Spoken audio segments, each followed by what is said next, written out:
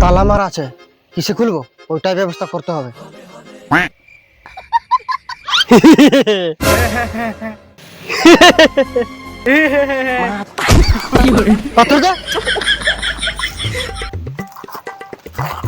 আরে ও কি করছিস তোরা?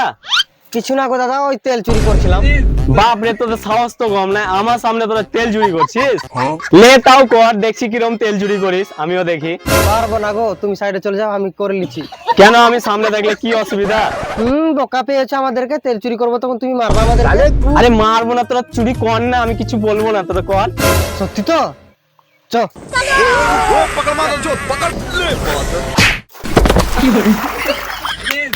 আমার গাড়িতে আমারই তেল চুরি, পালা না হলে পাথর ছুঁড়ে মারবো।